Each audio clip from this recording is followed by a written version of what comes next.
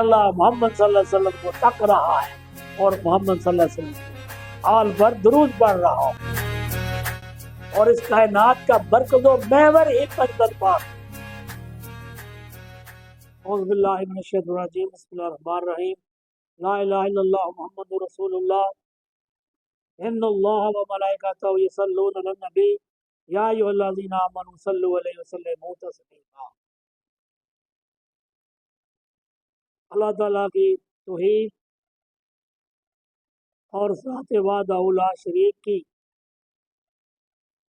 جو ہمارا مالک ہے، رازق ہے، پروردگار ہے، اور وہی عبادت کے لائق ہے، اور محمد صلی اللہ علیہ وسلم اس کے پیارے رسول ہیں۔ وہ خود بھی رسول پاک پر درود پڑھتا ہے اور ہمیں بھی حکم دیتا ہے کہ ہم ان کی ذات پر درود پاک پڑھیں۔ یہ جو درود کی آیت ہمارے فقہ کے امام اعظم امام ابو حنیفہ نے لکھا ہے کہ میں جب یہ آیت پڑھی، میں نے اساتذہ سے اس کے معنی پوچھے اور ہزار فقہا کے اقوال میں نے پڑھے، لیکن میرے دل کو سکون نہ ہوا اور میری علمی تشنگی اور پیاس نہ بجھی، تو میں نے پھر اہل بیت کے اطہار کے عظیم قلندر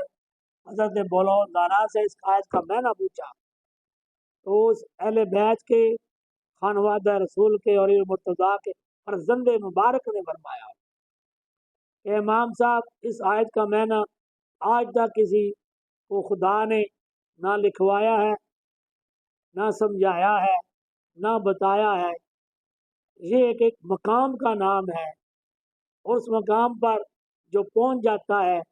وہاں جا کر وہ اہل بیت کی شان کو دیکھ لیتا ہے۔ تو یہ بن دیکھے اس کا مطلب نہیں پتہ چلتا، تو اس کی اے فرزند علی المرتضیٰ، مجھے کیا کرنا ہوگا؟ وہاں میرے پاس بیٹھا کرو۔ تو حضرت امام اعظم نے ان کی مرید بنے، ان کی طالب بنے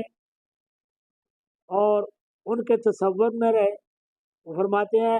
کہ امام اعظم امام ہلاک ہو جاتا، میں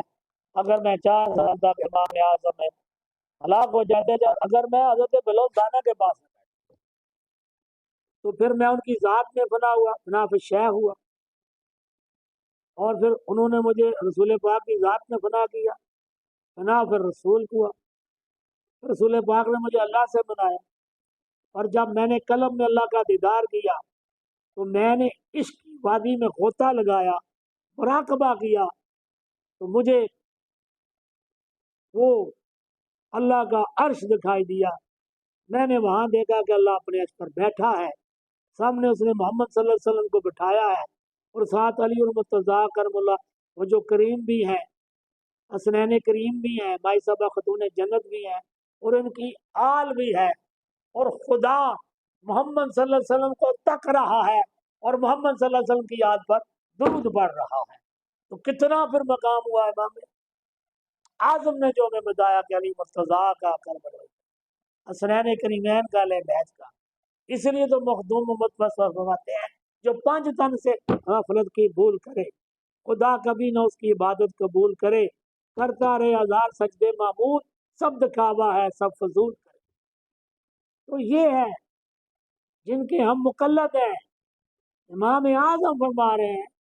کہ لوگوں میں یہ منظر دیکھ کر آیا ہوں